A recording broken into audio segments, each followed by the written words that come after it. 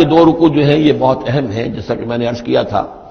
یہ حضرت عبداللہ ابن عباس رضی اللہ تعالیٰ عنہما کے نزدیک یہ تورات کی تعلیم کا نچوڑ ہے. 10 Commandments، the Quranic version of 10 Commandments.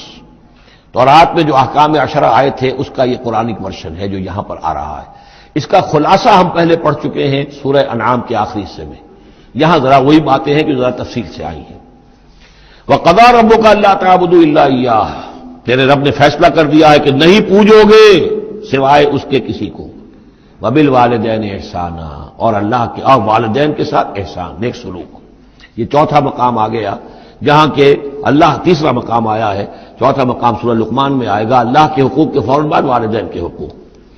اما یبلغن عندک الکبر، اگر پہنچ ہی جائیں وہ دونوں بڑھاپے تک تمہارے پاس، احدہما، وہ اکیلے کوئی ایک ان میں سے، اور کلاہما، یا دونوں، یعنی والدین اس بڑھاپے کی اور ضعیفی کی عمر کو پہنچ گئے، یا والد فوت ہو گئے والدہ ضعیفی کی عمر کو پہنچ گئی، یا والدہ فوت ہو گئی والد ضعیفی کی عمر کو پہنچ گئے، یا دونوں کے دونوں ضعیفی کی عمر کو پہنچ گئے.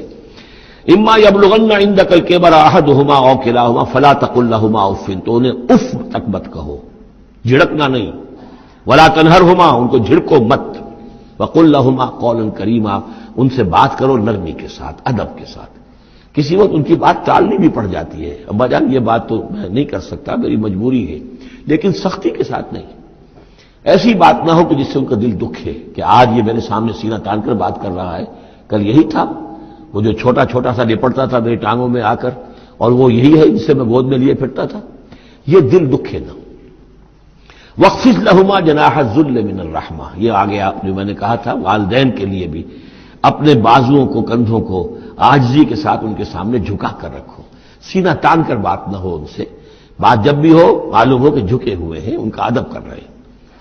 وَقُلْ رَبِّ ارْحَمْهُمَا كَمَا رَبَّيَانِي صَغِيرًا، اور دعا کیا کرو کہ اے میرے رب ان پر رحم فرما دونوں پر، جیسے کہ انہوں نے ہمیں پالا، مجھے پالا جبکہ میں چھوٹا سا تھا. میں تو سب سے زیادہ ضعیف تھا، کمزور تھا، میرے لیے غذا کا، میرے آرام کا، مجھے تکلیف ہو تو تڑپتے یہ تھے. تو اے پروردگار، اب ان کے احسانات کا میں کیا بدلہ چکا سکتا ہوں؟ میں تجھ ہی سے درخواست کرتا ہوں کہ جو کچھ احسانات انہوں نے مجھ پر کیے ہیں تو ان کو، ان کے طفیل، تو ان کی خطائیں بخش دے اور ان پر رحم فرما. وَقُلْ رَبِّ ارْحَمْهُمَا كَمَا رَبَّيَانِي صَغِيرًا رَبُّكُمْ أَعْلَمُ بِمَا فِي نُفُوسِكُمْ، تمہارا رب واقف ہے خوب جو کچھ تمہارے دلوں میں ہوتا ہے. ان تکونوا صالحین فإنہ کان للأوابین غفورا، اگر تم واقعی نیک ہوگے تو یقیناً اللہ تعالیٰ تم میں سے جو واقعی اللہ کی طرف رجوع کرنے والے ان کے لیے غفور ہے. اس میں اشارہ ہے کسی وقت بوڑھے والدین، جیسے کہ ہم پڑھ آئے کہ لا یعلم من بعد علم شیئا، وہ کبھی بچوں کی سی عادتیں نوت کر آتی ہیں، پھر کبھی وہ ایسی باتیں کہتے ہیں کہ جو نہیں کی جا سکتی، کہیں روکنا بھی پڑتا ہے، ٹوکنا بھی پڑتا ہے. لیکن یہ کہ اگر مجبوراً کہیں ایسی بات کرو اور کرو ادب کے ساتھ، سختی نہ ہو، تو پھر یہ کہ اللہ تعالیٰ جانتا ہے تمہاری نیت کو، کہ تم اگر اپنے والدین کی یہ بات نہیں مان پا رہے ہو، تمہاری مجبوری ہے، وہ تم جانتے ہو، اللہ تعالیٰ کے علم میں ہے، تو اللہ غفور اور رحیم ہے.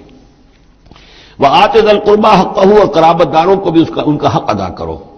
وَالْمِسْكِينَ، اور مسکین کو، وَابْنَ السَّبِيلِ، اور مسافر کو. وَلَا تُبَذِّرْ تَبْذِيرًا، اور نام و نمود کے لیے اپنی دولت مت اڑاؤ. تبذیر جو ہے اسراف سے بہت بڑا جرم ہے. اسراف یہ ہے کہ ضرورت میں ضرورت سے زائد خرچ کیا جائے. کھانا آپ کی ضرورت ہے، وہ کھانا ایک سالن روٹی سے بھی آپ کی غذا پوری ہو سکتی ہے، لیکن 4 کھانے، یہ اسراف ہے. کپڑا آپ کی ضرورت ہے لیکن وارڈروبز کی وارڈروب بھری ہوئی ہے کپڑوں سے، یہ اسراف ہے.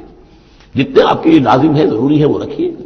اور تبذیر یہ ہے کہ بلا ضرورت خرچ کرنا، صرف نام و نمود کے لیے، اپنی دولت کی نمائش کے لیے. شادیوں پر خرچ ہو رہا ہے اور کس قدر ہو رہا ہے، دھوم دھڑکتا ہے، کوئی اس کی ضرورت نہیں ہے. یہ ہے تبذیر. ولا تبذر تبذیرا، اپنی دولت کو نام و نمود کے لیے مت اڑاؤ. ان المبذرین کانوا اخوان الشیاطین، یقیناً یہ مبذرین جو ہیں، یہ فضول خرچی کرنے والے، بیکار دولت اڑانے والے اپنی دولت کی نمائش کے لیے، یہ شیطانوں کے بھائی ہیں. یہ کیوں ہے؟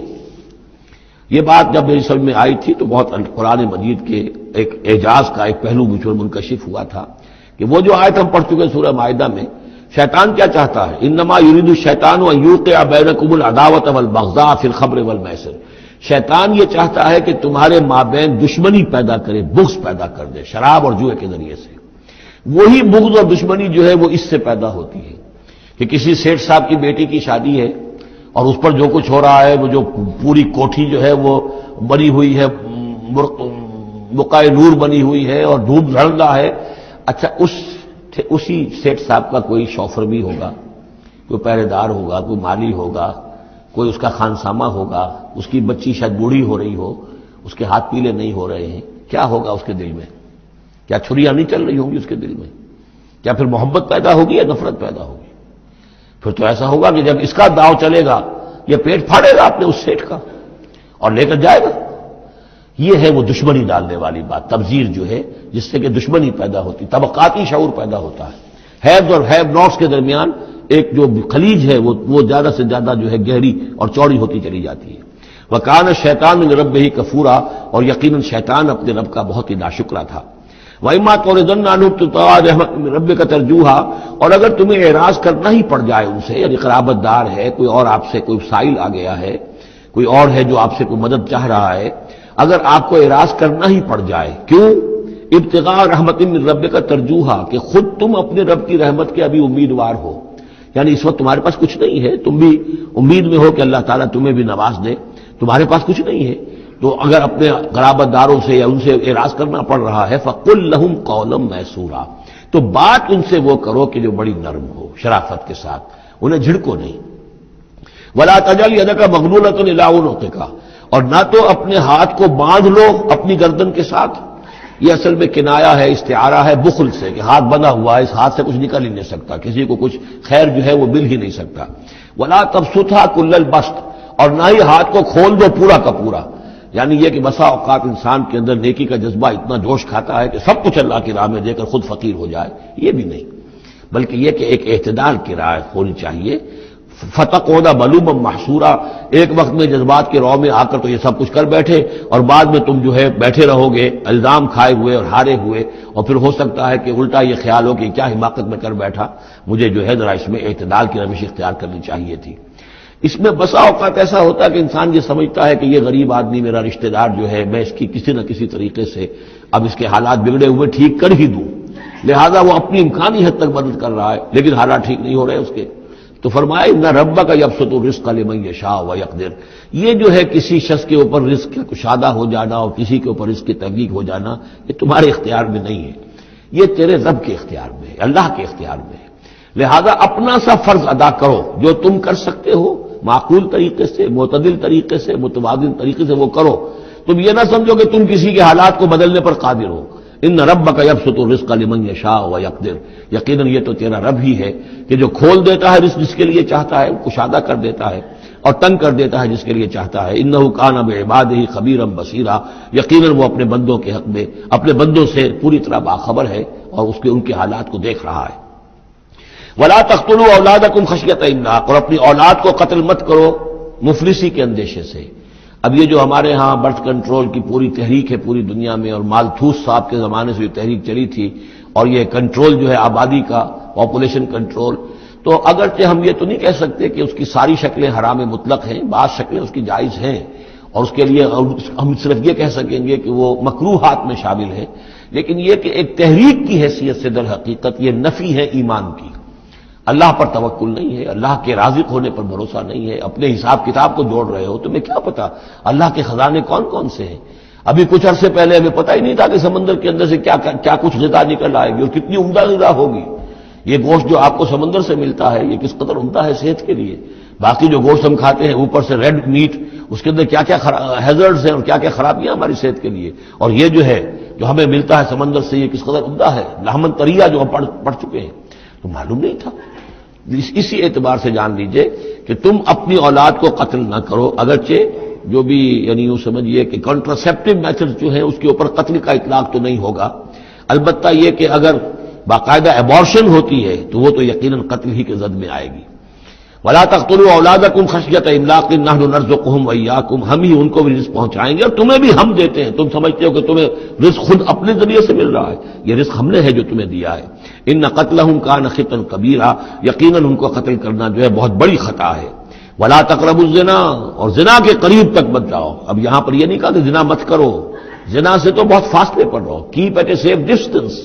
ولا تقربوا الزنا, اس کے قریب تک نہ جاؤ. انہ کان فاحشۃ وساء سبیلا, یقیناً یہ بہت بے حیائی کا کام ہے اور بہت ہی برا راستہ ہے. ولا تقتلوا النفس التي حرم اللہ الا بالحق، اور مت قتل کرو اس جان کو، انسانی جان کو جسے اللہ نے محترم ٹھہرایا ہے، مگر حق کے ساتھ۔ حق کیا ہے؟ قاتل کو قتل کیا جائے گا، اس کی جان لے لی جائے گی، اس کے قتل کے بدلے خون کے بدلے خون، یا مرتد ہے اس اسلامی ریاست میں اسے قتل کر دیا جائے گا، یا یہ کہ زانی یا زانیہ ہے شادی شدہ اس کو رجم کیا جائے گا، یا یہ ہے کہ اور بھی کوئی قتل کی جو ہے جس کے اوپر یہ کہ عائد ہو جائے، کافر ہے حربی ہے، ہر کافر نہیں، جس کے ساتھ اعلان جنگ ہے اسے قتل کیا جائے گا، یہ ہے بالحق۔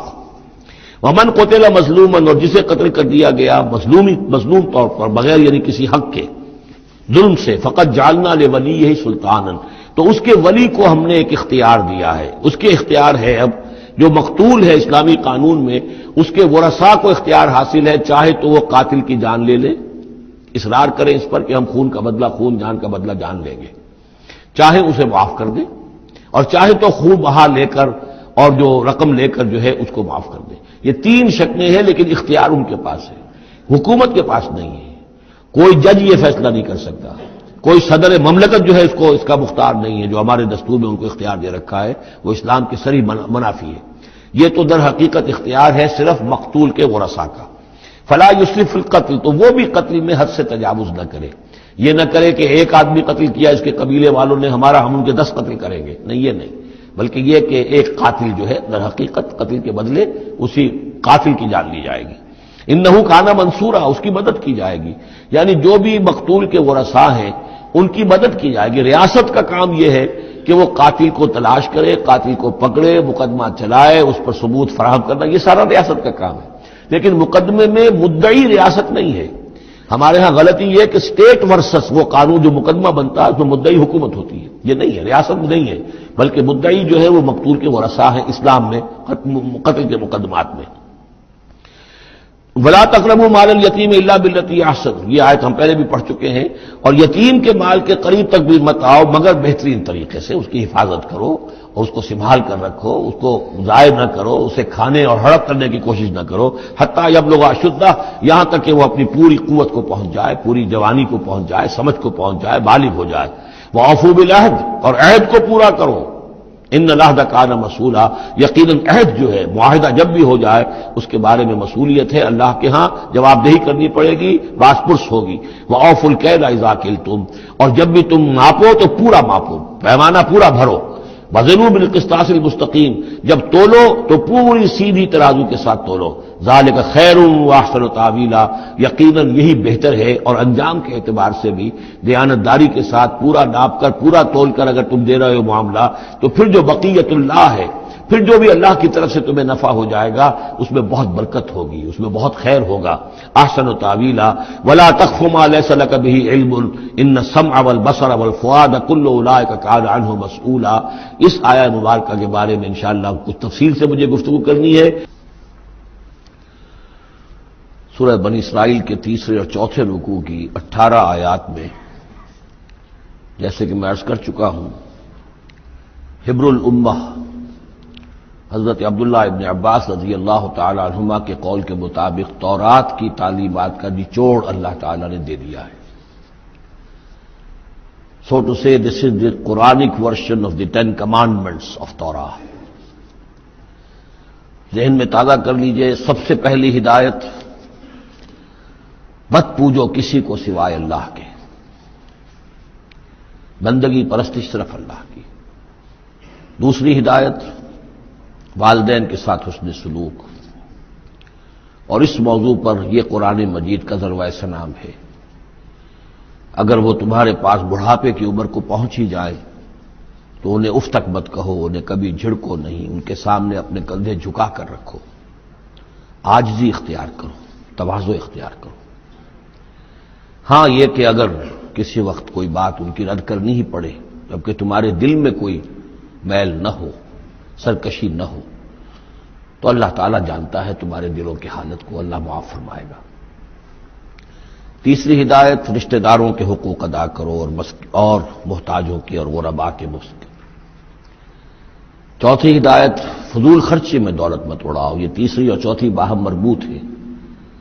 اگر فضول خرچی میں دولت اڑاؤ گے تو ادائے حقوق کے لیے پیسے نہیں آئیں گے۔ بلکہ انسان مصرف جو ہے اپنی فاضل دولت کا کرے. حقوق کا ادا کرنا، اس میں قرابت دار سب سے پہلے ہے، پھر اور جو بھی محتاج ہیں، مسکین ہیں، پھر یہ کہ اللہ کے دین کے لیے خرچ کرنا ہے.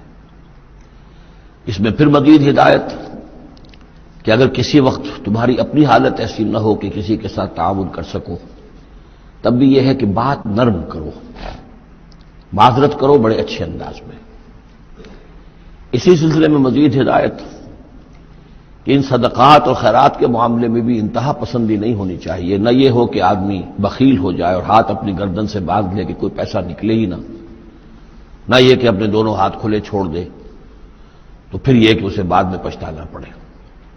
اسی میں مزید ہدایت، اگر تم اپنے کسی عزیز کا یا کسی اور بیچارے غریب انسان کا چاہتے ہو کہ اس کا حال بدل جائے، اس کی حالت بہتر ہو جائے، اپنی حد تک جو تم کر سکتے ہو ضرور کرو، لیکن یہ نہ سمجھو کہ تم کسی کی حالت بدلنے پر قادر ہو. کسی کے رزق کی کشادگی یا تنگی یا سراسر اللہ کے ہاتھ میں. ایک اور ہدایت، زنا کے قریب تک نہ پھٹکنا. یہ بہت ہی بری شے، بے حیائی اور برا راستہ ہے. مزید ہدایت، انسانی جان کا احترام، قتل ناحق سے بچنا. اور جو شخص ناحق قتل کر دیا جائے، اس کے ورثاء کو ہم ایک اختیار دیتے ہیں، ان کے ہاتھ میں اختیار ہوتا ہے کہ قاتل کو معاف کریں یا قاتل سے جان کے بدلہ جان جو ہے اس کی لیں. مزید ہدایت، یتیموں کے مال کے قریب نہ پھٹکنا، لیکن بہت عمدہ طریقے سے ان کی حفاظت کرو، امانت سمجھو اس کو، یہاں تک کہ وہ اپنی بلوغت کو پہنچ جائے، پھر یہ ہے کہ تم ان کے مالوں کے حوالے کر ہی دو گے. عہد کی پابندی کرو، جہاں معاہدہ ہو جائے، وعدہ ہو، اس کو پورا کرو. اور جب ناپ کا دینے لگو تو ناپو بھی پورا، اور تول کر دو تو سیدھی ترازو سے تولو. یہی بہتر ہے نتیجے کے اعتبار سے بھی. اسی سے جو بقیت اللہ جو بچ جائے گا تمہارے لیے، اس میں برکت ہوگی. اور بے ایمانی سے کم ناپ کر کم تول کر کچھ زیادہ اگر تم نے فوری طور پر حاصل کر بھی لیا تو اس میں برکت نہیں ہوگی، بلکہ اس میں نحوست ہوگی. ان تمام چیزوں کے بارے میں فرمایا. اب جو اس کے بعد جو ہدایت ہے، جس کے اوپر کہ میں کل رک گیا تھا، جو بہت اہمیت کی حامل ہے، وَلَا تَقْفُ مَا لَيْسَ لَكَ بِهِ عِلْمٌ. ایسی چیز کے پیچھے مت پڑو یا مت لگو جس کے لیے تمہارے پاس علم نہیں ہے. یہ انسان کا بحیثیت اشرف المخلوقات، اس کا طرز عمل جو ہے وہ علم پر مبنی ہونا چاہیے، توہمات پر نہیں. خام خواہ کے توہمات جن کے لیے کوئی بنیاد نہیں، کوئی دلیل نہیں، ان توہمات کے اوپر انسان اپنی روش کو استوار کرے، یہ اس کے شایع نشان نہیں. البتہ اب علم جو ہے وہ دو طرح کے ہیں. یہ ہم سورہ بقرہ کے 4 رکوع میں دیکھ آئے ہیں. ایک ہے ہیومن نالج، ایکوائرڈ نالج، انسان جو علم حاصل کرتا ہے، اور ایک ہے ریویلڈ نالج جو اسے دیا جاتا ہے. وہ وحی کے ذریعے سے آتا ہے، الہام کے ذریعے سے آتا ہے. وہ ریویلڈ نالج جو ہے، اس کے ریسیپینٹ جو ہے وہ ہیومن سول ہے، اسپرٹ ہے. یہ نہیں ہے، یہ سینسز نہیں ہے، یہ دماغ نہیں ہے. وہی چاہے جلی ہو چاہے خفی ہو، الہام ہو، کشف ہو، رؤیا صادقہ ہو، کوئی بھی شے ہو، اس کا تعلق اس حیوانی وجود سے نہیں ہے، اس کا در حقیقت اس روحانی وجود سے ہے جس کا مسکن قلب ہے. اب ظاہر بات ہے کہ اس میں بھی جو وہی خفی عام لوگوں کو ہو جاتی ہے، الہام ہو جاتا ہے، کچھ اور ہو جاتا ہے، وہ بھی کوئی دلیل نہیں ہے. اس شخص کے لیے تو دلیل ہے وہ، اگر وہ شریعت کے خلاف نہ ہو، لیکن کسی اور کے لیے دلیل نہیں ہے. جو ریویل نالج ہے اس میں صرف وہی جلی جو انبیاء کے پاس آئی ہے وہ دلیل ہے، وہ دلیل قاطع ہے، وہ برہان قاطع ہے. ان کے پاس جو وحی جلی آئی وہ بھی، اور جو وحی خفی آئی وہ بھی. وحی نبوت جو ہے وہ علم ہے، العلم. ایک علم تو یہ ہے، اور دوسرا علم وہ ہے جو انسان حاصل کرتا ہے خود. اس کے لیے یہ سینس آرگنز جو اس کو دیے گئے ہیں، حواس خمسہ، جن میں سے اہم ترین جو ہے ان السمع والبصر، سماعت اور بصارت. باقی یہ کہ 3 اور بھی ہیں، چھونا ہے، چکھنا ہے، سونگنا ہے. ان سے جو سینس ڈیٹا ملتا ہے پھر وہ یہاں فیڈ ہوتا ہے دماغ میں، برین میں، اور یہ ایک کمپیوٹر ہے جو اسے پروسیس کرتا ہے، اس سے کچھ نتیجے نکالتا ہے. یہ آیت در حقیقت اس سے بحث کر رہی ہے. انسانی علم کے لیے اللہ تعالیٰ نے جو انسان کو ایپریٹس دیا ہے، جو آرگنز دیے ہیں، وہ ہے ان السمع والبصر والفؤاد. کل اولئک کان عنہ مسئولا، وہ سماعت ہے، بصارت ہے اور عقل ہے۔ یہ فؤاد کا ترجمہ میں نے عرض کیا تھا، عام طور پر دل کیا گیا ہے، حالانکہ کوئی اس کے لیے جو لغوی کوئی بنیاد موجود نہیں ہے کہ کون سا لفظ ہے، کون سا اس کا مادہ ہے۔ اس کا مادہ وہی ہے جس سے لفظ فائدہ نکلا ہے، اور آپ نے دیکھا ہوگا پرانے زمانے کی کتابوں میں کچھ لکھا پھر فے لکھ دیتے ہیں، فے فائدہ، یعنی اس بات سے یہ نتیجہ نکلتا ہے، پھر فے یہ نتیجہ نکلتا ہے، تو فائدہ نتیجہ ہے۔ اسی طرح فعید کہتے ہیں عربی زبان میں اس شے کو، جیسے سبزی ہے بہت سی، آپ نے اس کو ابال لیا اور بھون دیا تو اس میں پانی وانی نکل جاتا ہے، بجھ کر رہ جاتی تھوڑی سی ہو جاتی، بھجیا ہم کہتے ہیں اس کے بھجیا بن گئی ہے۔ گوشت کا بھی یہ ہے کہ جب آپ اس کو سینکتے ہیں پانی وغیرہ نکل جاتا ہے، مختصر ہو جاتا ہے تو اس کا خلاصہ نکلتا ہے۔ تو سینس ڈیٹا سے جو خلاصہ نکالتا ہے پھر یہ برین کمپیوٹر، یہ ہے در حقیقت فؤاد، اس سے فائدہ حاصل کرنا، اس سے نتیجہ نکالا، اس سے انفر کرنا، اور اس سے انفر کر کے جیسا کہ میں نے کل عرض کیا تھا پھر جو بھی پاس میموری موجود ہے، سٹورڈ ہے اس کے اندر، اس کے ساتھ اس کو پھر وہ کمپیئر کرتا ہے، پھر کوئی نیا نتیجہ نکلتا ہے تو اب سٹور کر لیتا ہے کہ ایک بات اور مجھے معلوم ہو گئی۔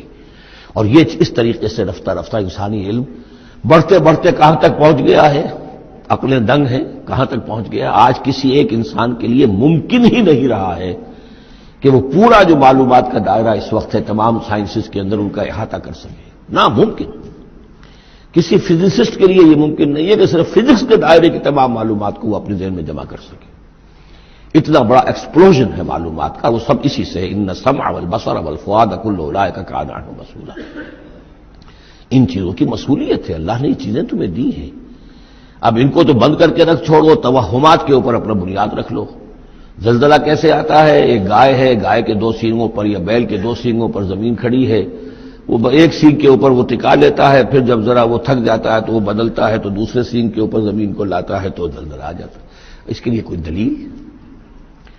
دلیل یا تو ہونی چاہیے کتاب اللہ اور سنت رسول سے، وہ دلیل ہے، اور یا پھر دلیل ہوگی اس ذریعہ علم سے جو ہیومن نالج ہے، اس سے جو علم حاصل ہو رہا ہے وہ قطعی ہے، وہ یقینی ہے، وہ ویریفائیبل، وہ ایکسپیریمنٹیشن سے حاصل ہو رہا ہے، آبزرویشن سے حاصل ہو رہا ہے، پھر جو نتائج آپ نکالتے ہیں انہیں ویریفائی کر سکتے ہیں۔ تو یہ ہے اصل میں وہ آیت کے جو انتہائی اہم ہے، قرآن مجید نے نوع انسانی کو اس راستے پر ڈالا ہے کہ توہمات کے تمام ذخیرے کو رد کر کے اور علم پر اپنے موقف کو قائم کرو۔ اس کو کہا گیا ہے، اس کو جب جان لیجئے کہ اصل میں اس سے پہلے جو فلسفہ تھا، ارسطو کا فلسفہ، اس کا ڈنکا بج رہا تھا پوری دنیا میں، عالم اسلام میں بھی بہت عرصے تک ارسطو کا یہ ڈنکا بجتا رہا ہے، اب جا کر کہیں بمشکل ان چیزوں کی گرفت ڈھیلی پڑی ہے۔ وہ ہے استخراجی منطق۔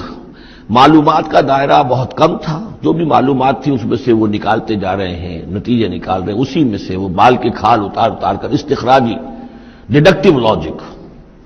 قرآن نے آ کر انڈکشن، منطقی استقرائی کا دور شروع کیا، کھول آنکھ، زمین دیکھ، فلک دیکھ، فضا دیکھ، آبزرو کرو۔ افلا ينظرون الى الابل كيف خلقت والى السماء كيف رفعت والى الجبال كيف نصبت والى الارض كيف سطحت۔ دیکھو زمین کو، آسمان کو دیکھو، یہ تمام فینومینا آف نیچر اللہ کی نشانیاں، آیات ہیں۔ یہ تقدس عطا کیا ان کو، یہ اللہ کی آیات ہیں، اللہ کی نشانیاں اور قوانین طبیعہ اللہ تعالیٰ کے۔ ٹھیک ہے، اس معنی میں تو ہم مانتے ہیں کہ اللہ جب چاہے ان کو توڑ دے، لیکن روز روز تو وہ ٹوٹتے نہیں ہیں۔ اتنے محکم قوانین ہیں یہ، اگر یہ محکم قوانین نہ ہوتے سائنس پاسبل ہی نہ ہوتی، ٹیکنالوجی ممکن ہی نہ ہوتی۔ کبھی کوئی قانون ہو جاتا حرکت کا، کبھی قانون حرکت کا بدل جاتا، تو پھر کیسے کوئی آپ مشین بناتے، کیسے کوئی آپ آپ کی کوئی ٹیکنالوجی ممکن نہیں تھی۔ These laws of nature, physical laws, وہ بہت مضبوط ہے، اللہ کے بنائے ہوئے۔ ہاں، اللہ سے بالا تر نہیں ہے، یہ نہیں ہے کہ اللہ بھی پابند ہو گیا انہی کا۔ ظاہر بات ہے کہ سمندر ایک ہی دفعہ پھٹا ہے، حضرت موسیٰ علیہ السلام کے لیے معجزے کے طور پر روز روز تو نہیں پھٹتا سمندر۔ آگ نے ایک ہی مرتبہ جلانے سے انکار کیا ہے حضرت ابراہیم علیہ السلام کو، باقی روز روز تو نہیں۔ تو یہ چیزیں شاذ ہوتی ہیں، لیکن یہ معجزے کو ہم مانتے ہیں، اللہ تعالیٰ جب چاہے اپنے قوانین کو توڑ دے، لیکن یہ قوانین روز روز نہیں ٹوٹتے، یہ قوانین جو ہے مستقل ہے، دائم ہے، اور انہی کے ذریعے سے یہ پاسبل ہے سائنس۔ تو در حقیقت علامہ اقبال کا ایک بہت اہم نظریہ ہے جس کی طرف میں توجہ دلانا چاہتا ہوں، انہوں نے اپنے خطبات میں یہ بات کہی ہے، the inner core of the present western civilisation is Quranic. اس موجودہ مغربی تہذیب کی بھی جو انر کور ہے، اس کا جو خالص اندرونی جو اس کا محور ہے، وہ خالص قرآنی ہے، کیونکہ یہ سائنس پر قائم ہے. اور قرآن نے جو ہے اسی طرف توجہ دلائی ہے. توہمات کو ایک طرف رکھو، یہ سب آکلٹ سائنسز وغیرہ جو ہیں ان سے بھی ہمارے ہاں بڑی سخت جو ہے اسے بیزاری کا اظہار ہے. یہ نجومی بیٹھے ہوئے ہیں، یہ لکیریں دیکھی جا رہی ہے، یہ سائنس آف نمبرز ہے. آکلٹ سائنس قطر نہیں، یہ سائنسز نہیں ہے، کوئی توجہ مت کرو. ولا تقف ما ليس لك به علم. اور العلم علمان، علم دو ہی طرح کا ہے، یا پھر وہ صحیح جو اللہ نے جو اپریٹس دیا تھا حضرت آدم علیہ السلام کے اندر ودیت کر دیا تھا، علم الاسماء، اسی کے ذریعے سے ایکسفولیشن ہو رہی ہے اس اپریٹس کے ذریعے سے، اور علم پھیلتا چلا جا رہا ہے. یا وہ علم ہے اور یا پھر وہ علم ہے. فَإِمَّا يَأْتِيَنَّكُم مِّنِّي هُدًى فَمَن تَبِعَ هُدَايَ فَلَا خَوْفٌ عَلَيْهِمْ وَلَا هُمْ يَحْزَنُونَ. یورپ کی تباہی کا سبب یہ ہوا کہ اس نے دوسرے علم سے نگاہیں بند کر لی، وہی کی اس کے اپنا سلسلہ توڑ لیا، صرف اس علم کے اوپر رہ گیا. تو یہ گویا کہ دو آنکھوں میں سے اللہ نے جو دی تھی انسان کو، ایک یہ ایکوائرڈ نالج کی آنکھ اور ایک ریویل نالج کی آنکھ، وہ ریویل نالج کی آنکھ بند کر لی، اس سے اس نے دجالیت کی شکل اختیار کر لی ہے. ورنہ خود اپنی جگہ پر یہ ایکوائرڈ نالج، یہ علم الاسماء، یہ اللہ کا عطا کردہ ہے، اس میں فی نفسہ کوئی خرابی نہیں ہے. صرف یہ کہ دوسری طرف سے بے توجہ ہو گئی، اس نے اس کے اندر جو نتیجے کے اعتبار سے خرابی پیدا کر دی. ولا تقف ما ليس لك به علم ان السمع والبصر والفؤاد كل اولئك كان عنه مسؤولا ولا تمشي في الارض مرحا. اور زمین میں اکڑ کر مت چلو، انك لن تخرق الارض، کتنے ہی اکڑ کر چلو اور کتنے پاؤں مارو زمین پر، تم زمین کو پھاڑ نہیں سکو گے. ولن تبلغ الجبال طولا، اور نہیں پہنچ سکو گے پہاڑوں تک اونچائی میں. گردن کتنی اکڑا لو، کتنا اونچا کر لو، اوپر ترا بھی چڑھا لو، کہاں تک چڑھاؤ گے؟ کل ذالک کان سیئہ عند ربک مکروہا. یہ جو ساری باتیں ہیں اس میں جو برائی ہے وہ تیرے رب کو بہت ناپسند ہے. اب اس میں ڈونٹس بھی آئے ہیں، ڈوز بھی آئے ہیں، یہ کرو یہ نہ کرو، یہ کرو یہ نہ کرو. تو ان تمام احکام کے اندر جو حکم ہے اس سے سرتابی کریں گے تو برائی ہے، اور جس چیز سے روکا گیا ہے اس میں ملوث ہوں گے تو برائی ہے. تیرے رب کو بہت پسند ہے، ناپسند ہے. ذالک مما اوحی الیک ربک من الحکمہ، یہ ہے وہ کہ جو آپ کے رب نے اے محمد آپ پر وحی کی ہے از قسم حکمت. یہ حکمت کا خزانہ ہے. تمدن انسانی، تہذیب انسانی، ثقافت انسانی، اجتماعیت انسانی کے لیے یہ اصول ہیں کہ اگر ان پر انسان کاربند رہے تو اس دنیا کی زندگی کو بھی جنت بنا سکتا ہے. ولا تجعل مع اللہ الہا آخر. لیکن اولین اور آخرین بات پھر وہی ہے، شروع میں بھی یہ تھا وقضى ربک الا تعبدوا الا ایاہ، اول و آخر توحید ہے. ولا تجعل مع اللہ الہا آخر فتلقى فی جہنم ملوما مدحورا. اللہ کے ساتھ کسی اور کو نہ ٹھہرا لو معبود، پھر تم جھونک دیے جاؤ گے جہنم میں ملامت زدہ ہو کر، ملوم مدحورا، دھکے دیے جا کر. افاسفاکم ربکم بالبنین. چلتے چلتے ایک اشارہ جو کہ انہوں نے کیا تھا کہ اللہ کی بیٹیاں قرار دے لی تھی. افاسفاکم ربکم بالبنین. اے عرب کے لوگوں تم ذرا سوچو، مزید غور کرو، کیا تمہیں تو پسند کر لیا ہے، ترجیح دی ہے اللہ نے بیٹوں کے ساتھ. باتخذ من الملائکۃ اناسا، اور خود فرشتوں کی شکل میں اپنے لیے بیٹیاں کر لی ہیں. انکم لتقولون قولا عظیما. غور کرو، تم یہ بڑی گستاخی کی بات کر رہے ہو اللہ کی جناب میں.